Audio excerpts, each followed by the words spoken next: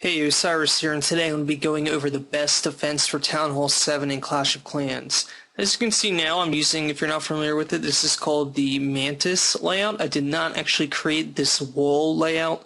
I did move some of the buildings around. I do link to the original creator of this build in the description. I picked it up off of the Supercell forums.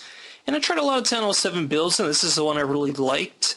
I really like this the most because it's really the only build that I've seen where a player really has to give you 100% clear if they're going to get access to the dark storage. Dark elixir storage are pretty much close to 100%.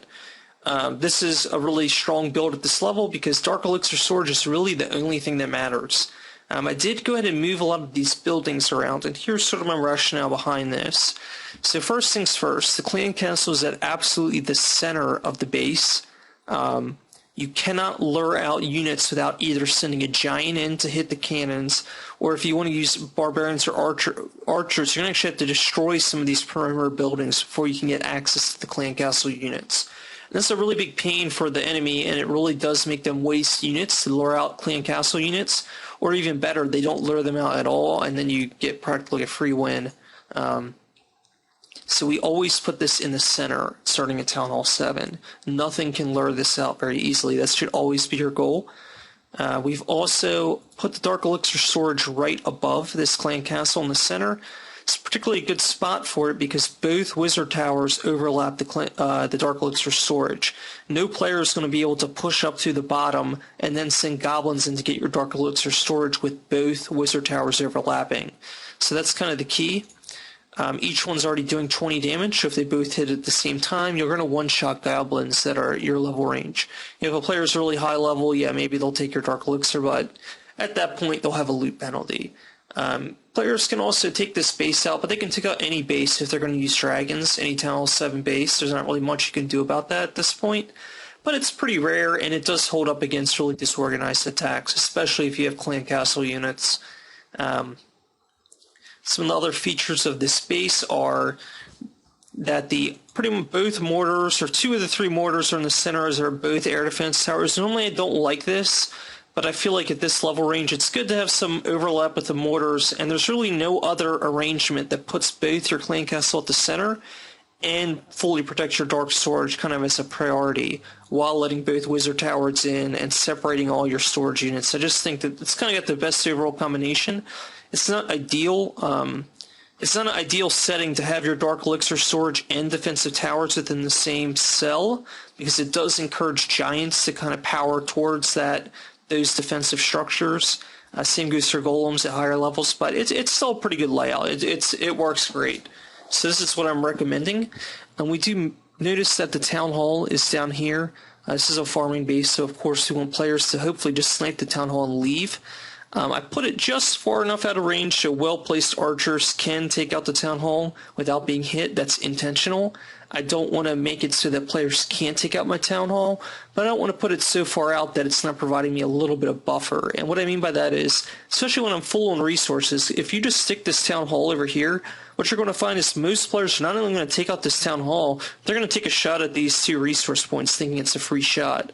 So the town hall here, it allows players to trigger your shield, but it also offers you a little bit of a buffer, and that's intentional because the biggest weakness of this base is this wall here. What players will do is rather than sending their giants through your funnel, which would be devastating, they'll hit the spring traps and you'll get a free win. What they'll do is they'll drop a giant down here. Once these structures start firing at it, they'll then drop two wall breakers. That'll let your giants get right up in here, drop another handful of wall breakers, then they're in the center of your base. Sometimes the wall breakers might go over for this wall first, but then again, two wall breakers breaks down this wall, wall breakers breaks down this wall here, two wall breakers will get in the center, and even if they go up here, same thing. If they have 10 wall breakers, they're going to get into the center of your base, at which point, they're able to clear out these high value structures, and you're in a bit of a trouble, which is why I really like this setup in particular. Two wizard towers will keep defending these Dark Elixir storage even if giants press into the center of the base. Let's say giants press into the center of the base, you then have all these high damage towers that will be able to hit into the center of the base that do cover this Dark Elixir storage, whereas Wizard Towers will take out barbarians and archers and goblins that might try to get up on the Dark Elixir storage. So generic attacks really don't work great on this base. Maybe a high-level player will, with level 5 archers and barbarians, Town Hall 8 might be able to crack this, but not very easily, at least not to get to your Dark Elixir, maybe with spells. What you're going to find is most players might take out these 2 storage points in your Town Hall. That's going to be all they get. So let's go ahead and watch this in action. So here's a Town Hall 5 player, just used a Barbarian Archer army. Was able to take a good amount of gold off me, but that's about it. Which is kind of the standard for this range. So like a Barbarian Archer attack like this has no hope of getting to your Dark Elixir storage. It does help that I have a dragon inside. It obviously increases the strength of the build. And that's really the point of having that clan castle in the center. If players are too sloppy and don't try to proc these units, which is difficult with barbarians and archers, they wind up with a nice surprise when the dragon comes out. So you can see this is a pretty easy win. He takes out that storage and hits that a little bit, but I keep most of my loot, and most importantly, I keep all my Dark Elixir. So let's take out the most recent attacks. This is a higher level attack. I mean, it's a Town Hall 4 attack, but it does use multiple 2 dragons, uses Barbarian King, and it uses spells. And it looks like they really didn't get much done, so let's see what happens. Actually, I don't think I've watched this one yet. So they dropped, that's interesting, they dropped the 3 lightning cells on the air defense. And that's what I was talking about. You're really vulnerable to dragons for that reason. But once again, since my clan castle is in the center, this guy didn't actually bother to proc it. And that's no spells, and he dropped a bunch of giants. That's going to be easy to clean up for my dragon. So it is such a big help on defense to get a dragon in your clan castle. So the dragon's actually going to wipe both of these dragons with support from that air defense, which is nice. Okay, and so these goblins really don't have a chance with the wizard tower still up. I was actually able to keep most of my resources despite the pretty hefty attack. Most of that was just from his lightning spells hitting my Dark Elixir and from him taking out the storage units, which were pretty full at this point. So we're going to check out a couple more, just give you an idea how this works. Here's another pretty heavy dragon attack. This is the same sort of thing where I was able to defend pretty well, and I did have the dragon still. And the same dragon's actually been living through all of these attacks, so it's actually the same one. I haven't been replacing it. Well, maybe I replaced it there. I don't know. Sometimes it's weird. Sometimes I feel like I lose my dragon and it just stays in the clan castle anyway. I'm not really sure what causes that. If somebody knows, go ahead and leave me a comment. I haven't been quite able to figure that out. It might be if they don't clear 50%, you keep your clan castle, because I've sworn I've lost my dragon before and I somehow still keep it. So here's a couple Town Hall 5 attacks. I don't have the replay available, but you can see this guy got about 50% of my base. And what's really important here is to note all these attacks, very little Dark Elixir lost. And that's what we're going for here. All these attacks, no Dark Elixir. I'm sure someone's cleared it at some point.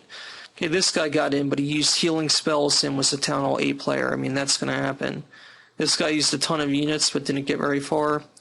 So again, lots of attacks, not much Dark Elixir going out. And I've been sitting around 6 to 10k for a while.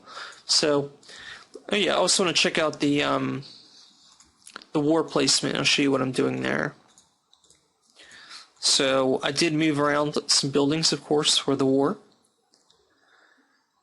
And you can see that I have the town hall in the center. I had to move the clan castle up. And looking at this in retrospect, I'd probably try to wedge another building or two here and here to make it a little bit harder to lure units out. But as you can see, I'd probably take this army camp actually and plop it where this Stark Barracks is, move this Stark Barracks over here. But I hope that makes sense of what I'm exactly trying to do. Probably move this barracks right here too. Try to protect this a little bit more.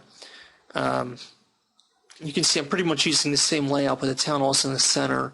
And we can't keep the clan castle in the center because the town hall otherwise won't fit with all these structures. If you wedge it up in the top, this won't fit because there's only 9 units in length. So this is pretty much how you have to do it. Don't have any replays available for the war, but it does work good. Pretty much the only thing that I've had wipe me are dragons, full dragon armies. Not a lot you can do about that. And hog rider armies, again, Town Hall 7, not a lot you can do about Hole Grinders. A Town Hall 9 player could probably wipe you with Giants and that sort of thing, or Town Hall 8 even with, spells and heroes.